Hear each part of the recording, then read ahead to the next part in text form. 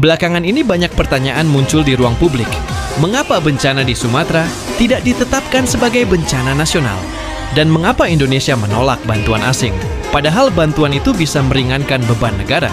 Untuk memahami hal ini, kita perlu melihatnya dari sudut pandang kebijakan negara, bukan hanya dari sisi emosi atau empati semata.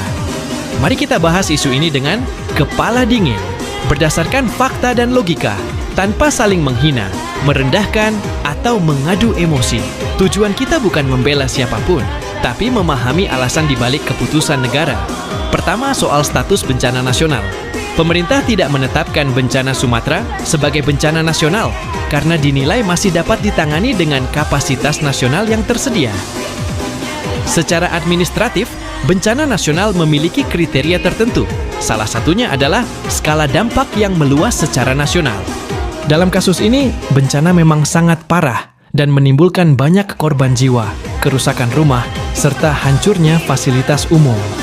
Namun secara wilayah, bencana tersebut hanya melanda 3 provinsi dari total 38 provinsi di Indonesia.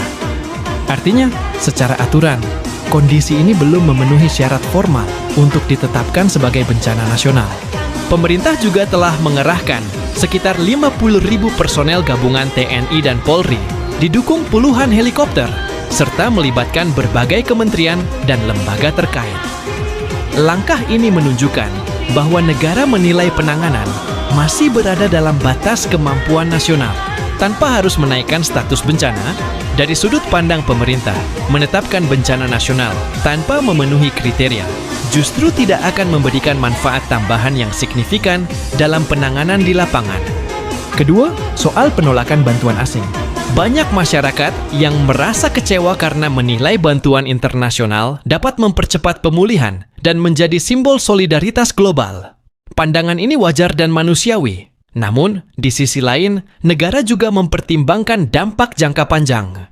Pertama, ketergantungan pada bantuan luar negeri berisiko melemahkan kemandirian bangsa jika terlalu sering dilakukan. Negara perlu menunjukkan bahwa ia mampu mengelola krisis secara mandiri. Kedua, masuknya dana dan logistik dalam jumlah besar juga berpotensi menimbulkan masalah ekonomi di tingkat lokal, seperti inflasi, distribusi yang tidak merata, atau kecemburuan sosial antar wilayah terdampak. Ketiga, dari sisi citra dan politik, menerima bantuan asing dapat menimbulkan persepsi bahwa negara tidak mampu menangani bencana sendiri.